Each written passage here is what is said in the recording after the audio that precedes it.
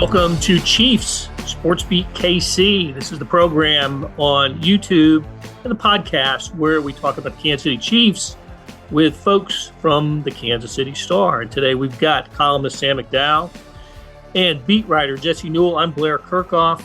We don't have Vigorian with us this week. We'll get him back next week. So, guys, let's talk about the curious case of the Kansas City Chiefs. This team is 11-1. It is in best record in the NFL.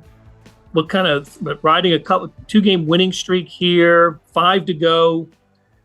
And yet on the last two games against teams with a total of 5 victories, they needed to win on the last snap of the game, won a game-winning field goal at Carolina, and the other botched snap against the Raiders, who were in field goal range and could have overtaken the Chiefs, who ended up winning by 2. This is a team that looks good in record, but has a lot of problems right now. Where should we begin talking about the issues on this team? I suppose left tackle's as good as any, but just before we get into the drill down on the issues, how about the overall feeling or sense of this team, which is, still the best record in the NFL, still would be get a first round bye in the playoffs, have home field advantage for the AFC playoffs. It just doesn't feel like the best team in the NFL, does it? No, but I mean, the Chiefs weren't the best team in the NFL last year either. They are a very good football team. They are probably the fifth, I would say, maybe best team in football. I think the way I phrased it in my column is a very good football team being judged, or, with the record of a very great football team being judged on the best of the best teams in the league, because they're a team that is basically Super Bowl or bust. And I actually thought about this. I think they're the only team in the league that you could say, if they don't win a Super Bowl this year, it's a failure, other than maybe the 49ers. And it looks like the 49ers are already in the category of they're not going to win a Super Bowl this year. The Chiefs' hopes are obviously very much still alive. They still have the driver's seat. They control their own fate for the number 1 seed and the lone bye in the AFC, which would be a major advantage that they didn't have a year ago. But yeah, I mean, when you look at just the quality of how they're playing, I think what stands out most to me is the lack of an elite trait right now. They didn't, I think Jesse and I have really talked a lot about the fact that they've been an elite running team for most of the year. That disappeared against the Raiders. They had a 12% success rate running the football against the Raiders. And so that was the one thing that this offense has really hung its hat on throughout the year, was running the ball, because the tackles have been an issue, particularly left tackle. When you throw the ball, Patrick Mahomes hasn't hit the downfield passes. So I think their passing game has questions. And now their defense has a lot more questions than it has at any point during the season. So I think that's what stands out most to me is, what does this team do better than anybody else in the league? And I'm not sure we'd come up with an answer for that right now. Yeah, it's crazy you're saying that, Sam. I was just going through the DVOA numbers, and that was exactly what was coming to my mind when I was going through what I was looking at. Is like, okay, the one thing I thought they were really good at was run blocking and running the football. They get Isaiah Pacheco back, and they have their worst run game of the year. I mean, all the things that you think over time that they are really good at, you no longer can bank on that. Like, I would have told you before the year that Patrick Mahomes, I mean, other than being an amazing quarterback, but like the one thing he's going to do is he's going to avoid sacks. Like, he always avoids sacks. Like, that's the thing that he does. Yeah, that's another one. Great point. Or not pressure, like he avoids sacks. Back-to-back weeks, the Chiefs have given up 5 sacks, And listen, some of that's not his fault. We know the left tackle situation and how immediately he's getting pressured. Sometimes he has no chance. But like, to your point, Sam, I remember going through these numbers, and like the Chiefs, I mean, I could read them to you from DVOA, which is the all-encompassing numbers, very well respected. The Chiefs are 9th overall. They're in offense. They're 15th in pass, 11th in rush. I mean, the defense now has dropped to 15th overall. So I'm with you. It's kind of weird that you kind of ended up on that same wavelength as me, because I thought same thing. Like, what do the Chiefs, what could you bank on? What can you rely on? Even the Chiefs, if you go to the defensive side of the ball this year, it's been run defense. The Raiders come in with the worst run team in the NFL, and they had some success against the Chiefs. So yeah, this is a team a little bit in an identity crisis right now, because I don't know not only where they're going, I don't really know what they are right now. But to your point, Sam, and I think it's really good to frame this as different kinds of disappointing, right? San Francisco has had a disappointing year. they're out of the playoffs, basically. KU football had a disappointing year. They lost every close game. They don't get a bowl game. The Chiefs are disappointing, and they're 11-1 and in a great spot to figure this thing out over the course of the rest of the season. So we can have levels of disappointment here. I'm still not sure there's a team I would take over the Chiefs right now. If you just look at, even though they're not great right now, the path that you talked about, Sam, that they potentially could have, and the quarterback they have, the coach they have, the road they have, I probably still would lean toward the Chiefs, maybe even over the Lions at this point, but there's definitely a lot of things to fix. I'd toss the Baltimore Ravens on that list of teams that are disappointing with this. What are they? 5-loss team right now, team that was in the AFC Championship game. And it's going to cost them a home game probably in the playoffs now. I mean, I realize that a lot of people just look at records and probably think that the Steelers are a better team than the Ravens. The Ravens are a better football team than the Steelers, and that's going to cost them a home game in the playoffs to where their whole route is going to probably be on the road and in the postseason. The Chiefs are still earning the best path possible. When you compare to last year, though, I think the one thing that does need to be considered is the way the Chiefs were playing through Christmas of last year was not the Chiefs the way that they played in the postseason. Like, they did have some things to figure out, and they figured them out.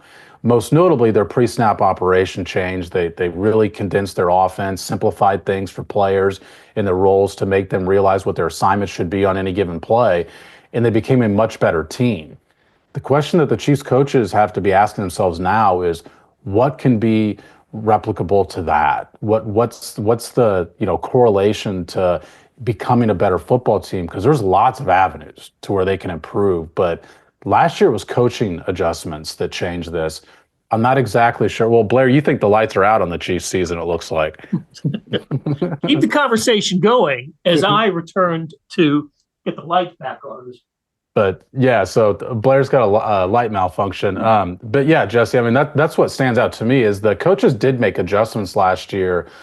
I think a lot of this is personnel driven. When you look at the left tackle situation, when you look at the lack of pass rush, when you look at the coverage, for example, at cornerback number 2, to where they're literally benching guys in the first quarter with Najee Johnson, like there are some personnel issues that I think last year were solved by coaching adjustments. Yeah, and let's be clear about like what Patrick Mahomes did in the postseason last year. It wasn't that they gained a bunch more value. It's that he stopped losing any value. Like we talk about the sack avoidance. He went totally turnover free basically in the postseason. The Chiefs kept kind of that churning offense moving, but then he was just almost perfect.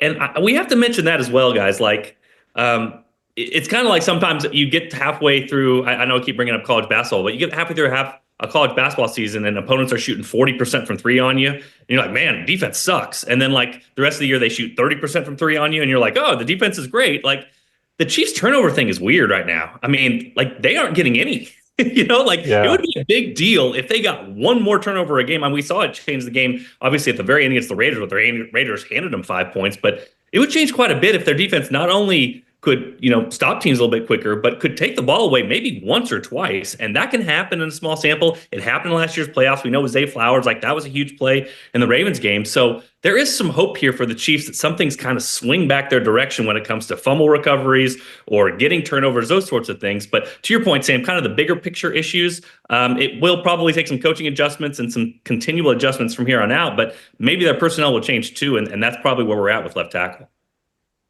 One of the disappointing things to me about the Chiefs in these previous 2 games against the Panthers and the Raiders, where the Chiefs were in a position to put both of those games away, right? They were up 20-6, right, on Carolina. Carolina gets a field goal, and the Chiefs have the ball, with an 11-point lead. They're up 16-3 on the Raiders, and in the span of 90 seconds, the Raiders, got a couple of touchdowns and went ahead. And that's, to me, alarming stuff, kind of stuff that you didn't see. And it also kind of speaks a little bit to where the defense is right now. We've been able to count on this defense most of the year, and there's some serious slippage going on the defensive side. We'll talk about left tackle here in a bit, but I look at these past 2 games and see what Bryce Young and Aiden O'Connell did to the Chiefs in the second halves of those games. And, I'm concerned going forward. Is it just a matter of the second cornerback? They haven't been getting a pass rush all year, and yet, they still haven't played kind of as poorly as they did in these previous two games. Yeah, I mean, I think it's the safeties as well. I mean, Brian Cook has not had a great season, and Justin Reed's not had a great couple of weeks.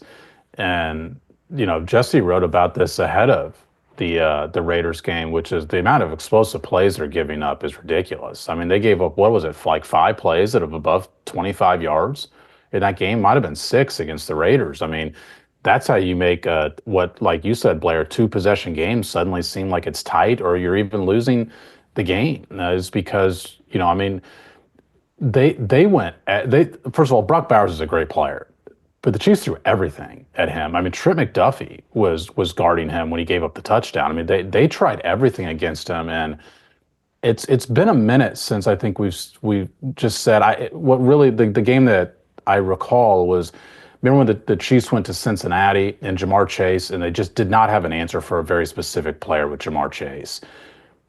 This defense ever since has been able to take away what another team does best. They took away Jamar Chase earlier this year. This defense seems to no longer have answers for what another team does at its very best. And that's what's really stood out to me over the past 2 or 3 weeks. Did a breakdown with Brett Tabo today on the details about the Chiefs' last drive. So we kind of took a deep dive into what went right and then what went wrong and then what went right again. Obviously, they got the fumble recovery at the end, but very interesting. The first 2 plays, the Chiefs defense just plays it almost perfectly, and that's what you want. You tackle a guy in bounds, the clock is running, you're on your way to getting a defensive stop and doing what you want to do. And then the third play, there's a coverage that Brett, who used to be an offensive coordinator, has never seen before from the Chiefs. A linebacker is supposed to be in a coverage area to help out Shamari Connor on Brock Bowers. Well, by the way, Brock Bowers is the Raiders' best player. Not there. And you leave your slot corner out to dry, and it's a huge game, like you talked about, Sam. Later on, the Chiefs go cover 0. They blitz everybody, and Jaden Hicks is misaligned at the snap. He's too far back. You know what I mean? And he should be up, and he can't cover the back out of the backfield. It's a 10-yard gain just because you're in the wrong spot pre-snap, and it's great to disguise things, but you can't disguise them and then get to the right spot. It doesn't do any good for you. So I think I want to go back to what we've talked about as a theme for this season, Sam, is that so much of what the Chiefs did in the offseason was continuity. They brought everyone back from the roster last year. The only guys new in the building on the defensive side of the football were the guys they drafted. They brought back all their defensive linemen. They brought back Mike Pennell and Tershawn Wharton and Derek Nottie and Chris Jones, like all their guys. They brought their guys back. They wanted their guys to know the playbook. And right now they have miscommunications where this continuity is not helping them. And I think it's reliant on some guys like Jaden Hicks is one of those new guys that is being worked in. Athletic, great, physical, but still working on the mental part of this. And then, I do wonder about Shamari Connor too. That was one of those questions in training camp as well, where we talked about, can he be an effective slot corner? Does he have the skill set to be able to do this sort of thing? And right now, I think you're right, Sam. They're searching for answers on that back end, especially after Jalen Watson went out. But some of this is the continuity they hope to have help them during the season. Because of these injuries, it's kind of put that into flux. And so you get the miscommunications, you get the misalignments, and those sorts of things really pop up late in games when the other team is marching down the field against you. I thought Chris Jones said something interesting after the game on Friday when, I don't know if we were all down there at the time, but he was railing on the fact that the Chiefs, had their bye week at what was it, week 5 or 6 this year. And then they have the stretch of 3 games in 11 days coming up. And, his plea was, he wants to talk to the Players Association about, if a team has a late schedule stretch like the Chiefs aren't the only one like this. The Ravens have it. So the Texans, the Ravens, the Steelers, and the Chiefs have it. Then your bye week needs to come later in the season, week 10, 11, something like that. So it got me to thinking, is this finally a tired Chiefs team? For having played so late in the season the past couple of years, actually, ever since Mahomes has been the starting quarterback, to be honest with you, 4 Super Bowls in the last 5 years, and the number of games that the Chiefs play compared to other teams, number of weeks that they play. They practice earlier because they play the Thursday night game, which is reserved for the Super Bowl champion. I'm wondering if there's some fatigue that the Chiefs are starting to feel that, maybe look, remember what the Eagles did last year, how they fell apart at the end of the season. after being in the Super Bowl. And look at what the 49ers are doing this year. Super Bowl participant not playing well. I know injuries are a big deal and a big part of it, but it's also part of, one of the reasons why the injuries can increase the more you play. So I wonder if there's a coach or a player would never admit it, but I'm wondering if shouldn't be part of the conversation now about the Chiefs. Well, what about mental fatigue? I mean, I think you go through I thought that the biggest thing the Chiefs were going to fight against this year was complacency because of everything you just mentioned, Blair, because of how deep that they've run over the past several seasons, but specifically last year. Like last year's regular season went terribly, and they still were fine in the end. And I thought that could be the lesson the Chiefs learned from that. What helped them tremendously this year guard against that was they were undefeated. And they were the only undefeated team. And that became a new carrot that this team had not accomplished before. I don't think it's a coincidence we've seen two of the Chiefs' worst performances after the undefeated thing was gone. And now you do fight this complacency thing. And I also don't think it's a coincidence this team performs well at the end of games, particularly the offense. Yes, for all of its struggle early in games, it's still performing really well late in games, particularly the fourth quarter. And I think it's another thing that, Blair, you said no player would admit, being physically tired. Are they bored, in the first three quarters of a game to where it's like, okay, now this matters. Now you got to turn it on. Patrick Mahomes talked a couple times last week about do or die situations bring out the best in them. There's no reason the Chiefs can't have their best in the first quarter, in the second quarter, in the third quarter. It doesn't have to wait until you absolutely need it in the fourth quarter. And look, it was too late in Buffalo when we saw their best drive of the game to open the fourth quarter. But I've wondered, at least to myself, whether or not that's also a factor, not just the physical fatigue of it, but the lesson they learned last year that, hey, you can turn it on in the playoffs because let's face it, that's what they did a year ago. So interesting saying all these things about an 11-1 team too, because, I know how this appears on the outside, but something else that kind of jogged my memory too, Sam. I think the one question we had going into the season about the Chiefs, we thought if this goes wrong, one thing that could go wrong for them is with all the money they've spent on stars and how they've allocated their salary cap room, which, again, not a mistake. You want to sign Patrick Mahomes and Chris Jones. They've been worth their contracts, all those sorts of things. But we wondered about their depth. Like last year, they signed Drew Tranquil when there wasn't a spot for him. Yes, They signed Mike Edwards when there wasn't a spot for him. All those guys, when they had injuries, they filled in, they backfilled, and they didn't skip a beat. I'm thinking now, like, of all the Chiefs players where they drafted a guy and they sat him a year and then they played the second year, like a Brian Cook. You know what I mean? Like, you draft him, you play him behind a guy, and then he's ready the second year. And they've done that a lot historically to, like, draft a guy a year before you need him. This year, because of the injuries, they had a little bit less depth on their roster. And these guys that you would hope could take a year and get ready have had to play, and then they haven't always performed exactly what you wanted. I mean, I'm thinking immediately. Well, Jesse, sorry to interrupt because I've got the list of their draft players. Look at last year's draft class. This is a great point. These are the guys that you would hope would fill those roles this year. Felix Anudike-Uzomah has not developed. He was a draft pick last year. Shamari Connor, he played last year. He is one of those guys. B.J. Thompson, we know his situation that happened in the offseason.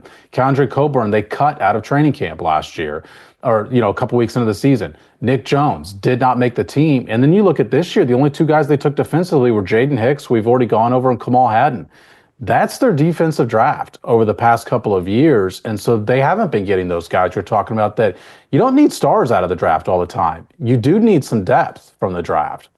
Well, and to my point too, like, Xavier Worthy's coming on lately, but like that's a guy they hope to be a complementary player. And now because of all the receiver injuries, had to really step up. Kingsley Suamataia, they thought he could be a starter right away. Again, ideal world, you take a year. Now they're going to have to take a year. Even Wanye Morris, he's not stepped into that role. So we talk about Jaden Hicks is another perfect example. Like Brian Cook sort of got his redshirt year. Right now they're having to put Jaden Hicks in because their secondary is a little bit depleted. So I guess my point is when you just lose a little bit of depth, it sort of starts to stair step on you a little bit here. And the Chiefs are kind of having to rely on players that maybe in past years they could say, hey, we'll ease you into this. There's no easing for some of these players because right now the Chiefs are requiring that those guys go in because the roster is just not quite as flush as it might have been a couple of years in the past. I think it's a great point on the 2023 draft and the 24 draft classes. And those followed what was a terrific 2022 draft class, especially on the defensive side. Yeah. Well, and part of that's resources because they traded Tyreek. You know what I mean? Like they got a bunch of picks back, they hit on him, and obviously the guys like McDuffie we're going to remember. But part of hitting on it is having the resources, and it's so hard. I know, Sam, you've talked about this before. Like it's hard to hit on left tackle when you're drafting at the end of the first round every single year, and the Chiefs, that's the spot they're at right now. Speaking of left tackle, what are the Chiefs going to do? I mean, we did hear from Andy Reid on Monday, and he probably spent more than half of the 10-minute conversation speaking to the left tackle position. Doesn't sound. He obviously didn't give us a definitive answer. I don't know if we'll have a definitive answer until we see the team warming up Sunday night at Arrowhead against the LA Chargers. But seems like there's three solutions here for left tackle. You can go back to Wanya Morris. You can go back to the way the game finished against the Raiders, and that's have Joe Thuney kicked out to left tackle and Mike Caliendo in at guard. Or you can hope that DJ Humphries is ready to play this week. The former Pro Bowl, Arizona Cardinal Pro Bowl left tackle that the Chiefs signed early last week. I think in the ideal world, the Chiefs would have Humphries ready to go and we'll plug him in there and have him play his 70 plays on Sunday night. I don't know if that's the case, but we'll see. How did the Chiefs find themselves in this situation? Well, DJ Humphries is the guy. If he feels okay, like he's going to be the guy on Sunday. And that situation, I mean, it's a guy who has not played in, what would it be, 49 weeks, 48 weeks, I guess. I think it was New Year's Eve last year, right? That he tore his ACL. So we're looking at like 48 weeks from today, so about 49 weeks from Sunday that he is not. And look, it's not like he's practiced a bunch either. Like the Chiefs are not in these physical practices right now in the middle of the season. And so, he really has not seen live bullets in 49 weeks. And all of a sudden, he's the guy because of your lack of options elsewhere. I mean, we're seeing things from left tackle before that I have never seen from left tackle. It's like a contagion where all of a sudden Wanya Morris is now the guy who just is completely whiffing on edge rushers. This edge rusher that he whiffed on with the Raiders was cut out of camp with the Carolina Panthers, a team that was looking for every position in the offseason. But, some of this, Jesse and I both have talked a couple times during this podcast about Mahomes' sack avoidance. When you look at those numbers, and part of this is because the pressure is coming to Patrick Mahomes quicker than it ever has to where he can't avoid sacks. Like there were a few plays, particularly Wanya Morris's last snap of the game Friday against the Raiders, where we saw the outbursts from Patrick Mahomes afterwards, where there's nothing he can do. Like that's how quick the pressure's coming on him. But let me tell you these numbers here. So Patrick Mahomes has never had a pressure to sack ratio, meaning the percentage of pressures that wind up to be sacks, higher than 13% in his career. Every year of his career, he has been one of the best three quarterbacks at avoiding sacks. This year, he's 16th. His pressure to sack ratio is over 20%. Like this is a number Jesse talked about last year's playoffs. He was at 8% last year in the playoffs, 6% the year before. Like he is ridiculous at avoiding sacks. Him and Josh Allen are just elite at doing this. I know a lot of people think, oh, well, it's got to be Lamar Jackson. Lamar Jackson has not been as great at this as Josh Allen and Patrick Mahomes. Like this is an elite trait that the Chiefs are erasing. And some of this is on Patrick Mahomes, but some of it just speaks to how quickly the pressure is on him. Like they are drive killers. And I actually thought when you go back and watch the game against the Raiders, this could have been a very, very productive day, if not what was happening at left tackle. Well, Sam said it. I mean, it's DJ now. Like there's no other choice. When your quarterback has that sort of reaction on the sideline, you move on. And it speaks to the fact of what Sam's saying. Now it's in the quarterback's head. And it's never been in the quarterback's head before. I mean, all these other years when he's had, let's be frank, like it's funny, I go back to like ESPN's pass block win rate, Sam, and I know there's kind of questions about which is the best mark of how teams block, but like the Chiefs are like number one in that. You know what I mean? Like they have three elite pass blockers They have a fourth one who is pretty good on the right side in Jawan Taylor. And they have one who just at times just completely loses it. But I mean, that is turning Patrick Mahomes into, as you talked about, somebody who he's never been. And not only that, you go back to the film and look, we got to say, like, he had his best game of the season against Carolina. He's missing guys against the Raiders. Like he could have ended that game earlier if he hits Xavier Worthy a couple different times when Xavier Worthy's open or gets on the same page as him. But some of this is footwork. Some of this is not setting your feet. Some of this is not being comfortable. Some of this is trying to look out the corner of your eye because you think the left tackle is going to get beat again on a certain play and you're going to get sacked in 2 seconds. So this is in the quarterback's head, and that means you have to go to DJ Humphries. That's just the bottom line with this. It's going to be tough to teach him all this in 9 days. It's going to be tough to rely on a guy that hasn't played in so long. But right now, the Chiefs need below average left tackle play, and that's not what they're getting. So you got to try something else, and that's why DJ is going to be the guy this week. I would have to assume, unless something goes terribly wrong. I mean, three of the pressures that Wanya Morris gave up were in less than 2.5 seconds, to where the play is just over before it even starts. One of them was Patrick Mahomes' touchdown to Justin Watson, where he's just like, screw it. Like, I am not taking a sack here. It's third down. Like, I'm tired of this. And then, like I said, we saw his outburst at the end of the game where he basically is saying, this is not operational for an offense anymore. And to Jesse's point, like, they have not had good left tackle play for a really long time here. Donovan Smith, who everyone was clamoring for, was not a good left tackle for the Chiefs last year. He was just a below average left tackle. Same with Orlando Brown for the 2 years he was here. Like, those pressure to sack ratios I mentioned, those happen with not great left tackle play. Like, this quarterback can thrive with just mediocre to even below mediocre left tackle play. It's not operational with what's going on right now at left tackle. Yeah, and your old buddy Eric Eager would talk about this, Sam, the weak link system that offensive lines are, which means you have a chain of 5, but you only need one weak link to really throw this thing off kilter. And so the Chiefs have 4 good links here, and they got to fix the 5th. And again, the 5th doesn't even have to be the strongest link. It just has to not be the worst link in the NFL. And for a couple games this year, the Chiefs have had the worst link in the NFL. The whole chain gets broken because of that. One positive for Mahomes these last couple of games is he didn't throw an interception. And you remember the first pass attempt against against the Bills, as he was going down, he flung the ball and turned into a pick and got the Bills game off to a terrible start. And he ended the game with an interception as well, but didn't throw a pick against the Panthers or the Raiders. So it's a good trend to see for Mahomes. Okay. I don't know if there's another team. I didn't look it up, but I don't know if there's another team in the NFL that is going to end the season by playing 4 teams that, if the season ended today, would be in the playoffs, starting on Sunday against the Chargers. Also, the Texans, Steelers, and Broncos.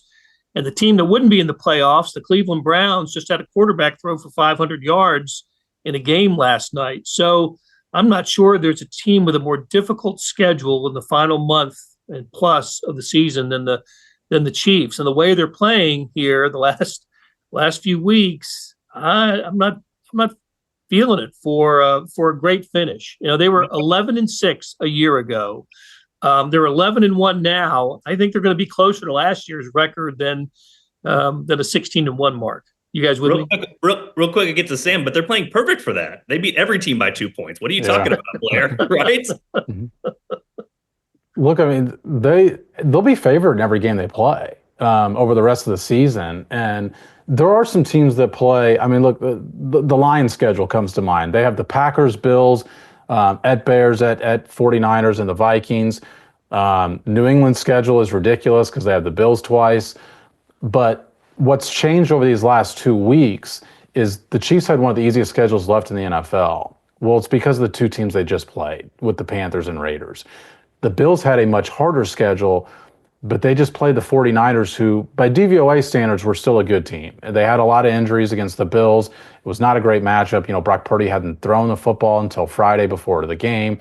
And so the Bills caught the 49ers at a really good time. But now the Bills' schedule is significantly easier than the Chiefs over these, final several weeks because of what you just mentioned, Blair. I mean, now the Chiefs are playing teams at not exactly the best time to play them. All year, I've thought, for example, that the Steelers are not a great team. They looked pretty good against the Bengals. The Broncos were a team that you'd much rather play in the first month of the season than the last game of the season. The Cleveland Browns suddenly decided that Deshaun Watson, what we all could see for 2.5 years, was a terrible quarterback. And now they have competent play at quarterback. And so they're catching teams at not the best time to catch them, in which case I actually think this schedule is more difficult than what the analytics will tell you, because a lot of the analytics will say what this team's been all year. And I think they're playing teams that are better than what they've been all year. Won't the Chiefs be better than they've been all year? I mean, after all that we talked about, all that we said, I mean, I don't know that they are. I mean, yeah, that's the question. I mean, where do they go from here? And if you can't rely on the things we talked about, if you can't rely on the run game and run blocking, if you can't rely on the sack avoidance from Patrick Mahomes, if you can't rely on run stopping defensively or stopping any team's pass game, especially to tight ends, yeah, it's an interesting question. So, throw the records out. I mean, right now the Chargers are playing about as well as the Chiefs are. That's the bottom line. I mean, that's kind of what you're looking at here. So, as Sam said, the Chiefs are going to be favored in every game the rest of the way out. There's some of these games that potentially look tougher with the record, like the Steelers, than they actually are going to be. But the Chiefs have got to find a way to play better, and obviously that's the big concern for coaches and players, not only to get these games and try to lock up that 1 seed, but also to just get ready for the postseason and try to make a run just like they did a season ago. All right, great conversation as always from Sam McDowell, Jesse Newell.